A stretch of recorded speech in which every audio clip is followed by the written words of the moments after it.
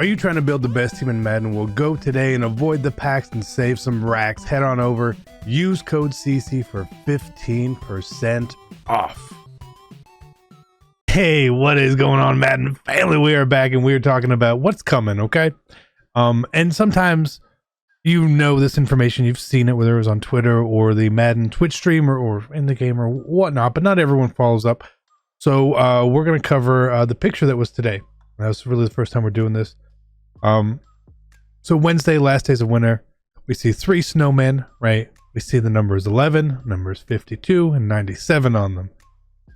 But the key part with that is the color of their scarves are very, they're indicative. Julio, Patrick Willis, and Nick Bosa, right? And so I've been wanting the Patrick Willis. You guys know I've been wanting the Patrick Willis. I've been on the Patrick Willis train. And I was buying Patrick Willis's for cheap. And I started selling them. And I want to show you guys that, like, why, CC, are you selling some of these Willises, right? Well, the main reason is because prices change, okay? So we saw that Bo and Vic, they skyrocketed really high up when their ghost sets came out.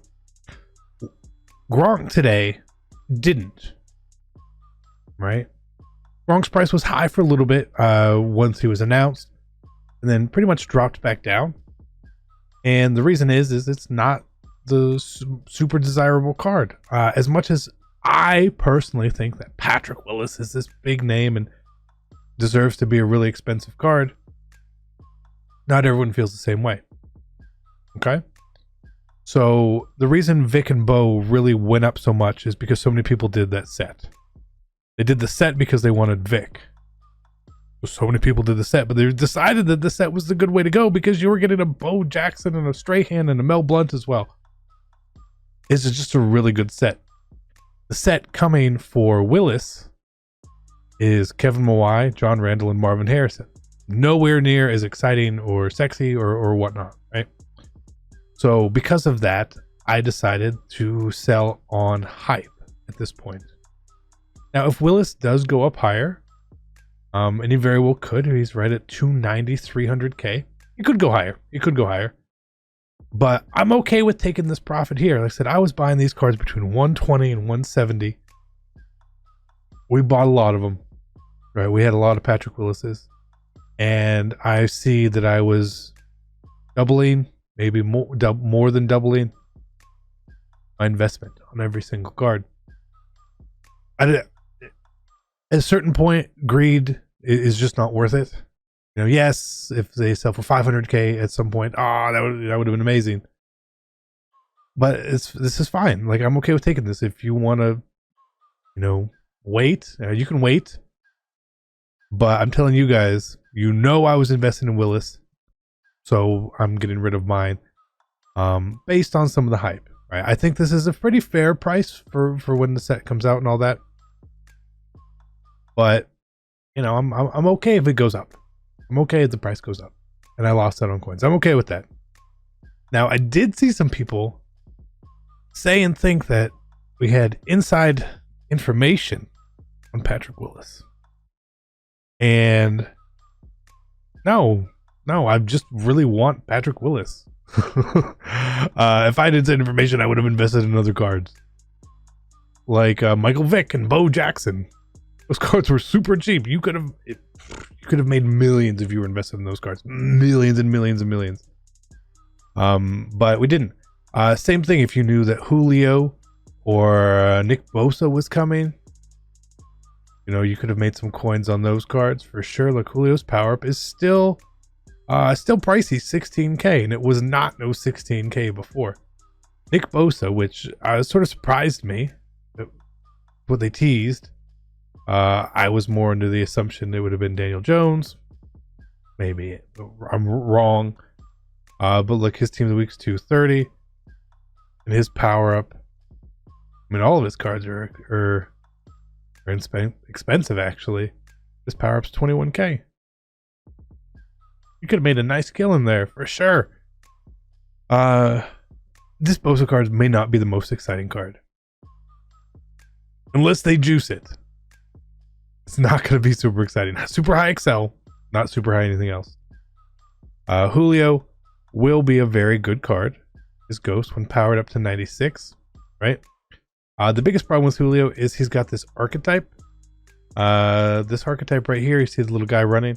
It's like physical receiver archetype, and it means he gets like none of the good chems or abilities, right? At this point, so it's kind of sucks. He's gonna be a good card, but not a good ability card, right? Now Willis. Oh, Willis. This card is a 91. This card should be a 96, powered up to a 97. So we're getting +6s on stuff. So we were talking 92 speed, 92 excel, 90 strength, 95 tackle, 94 play rate, 92 block shed, 96 hit power, 80 zone coverage. Where does that fall in line with our top tier linebackers right now? Way faster. So he's going to be faster, more excel, stronger, better tackling, better play rec, less block shedding than Willie Lanier, better hit power, less zone coverage. Shazier is kind of that guy too. He's going to be faster than Shazier by 1, more excel by 1. His agility, again, by 1. So these guys are like the same speed type of cards. The strength, the tackle, everything's going to be higher, except for zone coverage, right? That's why I really wanted Willis. Now, if you need kindling or you're wondering about kindling, we're obviously going to get 3 sets on Wednesday. The total cost of doing rolls for those sets, it's about 73,000 kindling. If you wanted to go get some, you could right now. It's not overly expensive. If you only obviously want the past, it's like 32,000. If you want the present, it's like 24, and the futures like 17,000 kindling. Again, I'm not too worried about the future cards. The past and the present, those really do interest me. So that's what I've done. Okay, that's what I've done. Making coins, invested, just preparing. Now there are other cards which we have to expect are going to come out, and the hard part with investing in this game is that packs are actually pretty good. They actually pay out at a pretty good rate. We may not think that, but the market's down, and the market's been kind of down for the most part because of pack weight. I'm not saying pack weight is great. I'm just saying it is what it is. The only time cards are going to get really expensive are if they're really rare. At a certain point in the year, maybe Team of the Week cards get expensive. I assume we stop getting Team of the Week cards. But reduxes. You really have to look at reduxes and decide there if this is good or bad for you. A good or bad investment. A card like Troy P. I bought him on Christmas Day when all the presents were out for under 300k. Now he's between 350 and 400 generally. Is that a good investment point for Troy? No, not really. Even that right under 300 wasn't a good investment point. Julius Peppers, who I bought a couple of around 150, 160. I don't think that's a terrible investment point, but the game is now completely flooded with defensive ends.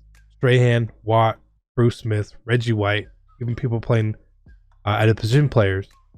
Lawrence Taylor, Khalil Mack, maybe Von Miller coming right. There's a lot of depth there. So it brings that value down. So that's why I'm not going as hard in. Something else that can really screw up an investment is if the card gets a limited.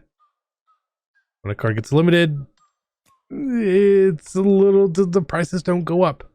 Prices on these older cards go up. And they go up high when it's a card that's really easily obtainable. Usually be a set, right? Think back to Most Feared. Tyler Lockett, Cam Newton, Earl Thomas.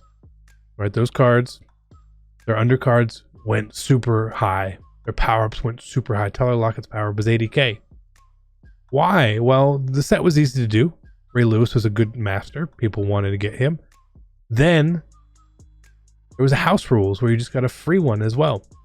So there's a lot of factors that really go into should you invest, should you not invest. I I don't see true investment points at the moment right now, aside from, hey, the market's down, you could invest and just try to flip the market. Me personally, I'm not going to be doing that. I'm not. I will always be honest with you guys and keep you up to date with what I'm doing. So I'm just still trying to pull more Macs because you guys keep tweeting me. I pulled Khalil Mack. I pulled another Khalil Mack. I pulled 3 Khalil Macks. Okay, you know, he seems to come out of packs pretty well. You know, like let me try him. You know, we'll pull him again. We'll pull him again, right? We'll pull him again. Now, but I will say I've had a lot of ghost pulls today. Strahan, Bo. I believe 3, and that's not. I haven't done a ton today either, so fair warning there. But we'll do a couple more. We'll do a couple more here. And we'll end the video. I want to get gameplay for you guys today. I don't even remember if I said that. I just ran out of time. Very busy day. Year's ending. You ran out of time. Okay. This is why we're doing this instead. We're going to be back tomorrow. Tomorrow, Tuesday. We have weekend league rewards. There should be a bundle battles. It'll be a pretty good day. Good last day of the year. And then obviously Wednesday's a big content day, so we'll be here for that. NFL playoffs probably coming up. The promo. Last year it started after the playoffs started. So I don't know if it's going to be this week. It would make sense to be this week. By making sense. Not always a thing. Not always a thing. We'll do 2 more. One more than this, and then it's a walk-off Khalil Mack pull.